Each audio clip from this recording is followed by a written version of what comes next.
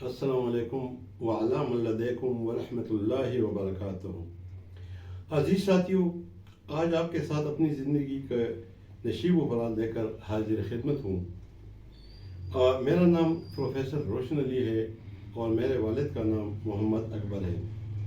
میں فاطمہ تحصیل ضلع مردان میں پیدا ہوا ہوں، وہاں کا رہائش پذیر ہوں۔ میرے والد صاحب مزدور کار تھے اور ہمارا گزارا بہت مشکل سے ہوتا تھا۔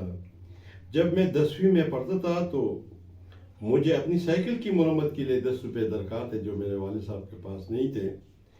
آخر کار میری والدہ نے اپنی مرغی بیچ کر مجھے وہ مسئلہ حل کر دیا اور 40 روپے بورڈ امتحانی فیس بھی گورنمنٹ ہائی اسکول نمبر 3 مردان کے ہیڈ ماسٹر صاحب نے پور فنڈ سے مجھے ادا کر دیے اور اسی طرح میں نے میٹرک امتحان پاس کیے۔ جہاں تک تعلیمی حالات تھی تو سن 1973 میں نے میٹرک پاس کر کے اس کے بعد پھر میں نے فرنٹیئر کور پختونخوا میں سولجر کلرک اسکیل نمبر 1 میں ملازمت کا آغاز کیا۔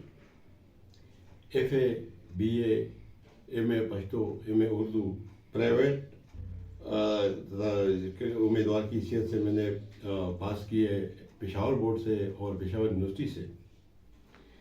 ملازمت کا آغاز کچھ اس طرح ہے کہ سن 1973 میں نے ملازمت شروع کی ہے، جیسے میں نے پہلے بھی بتایا۔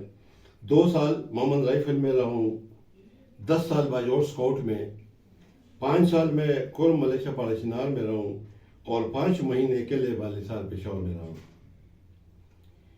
پبلک سروس کمیشن کا امتحان پاس کر کے بطور لیکچرار پشتو گریڈ 17 میں گورنمنٹ پوسٹ گریجویٹ کالج منڈی ایبٹ آباد میں تعینات کی ہوئی ہے اور 18 سال بعد اسسٹنٹ پروفیسر گریڈ 18 میں ترقی پا کر government post graduate college Swabi گیا ہوں۔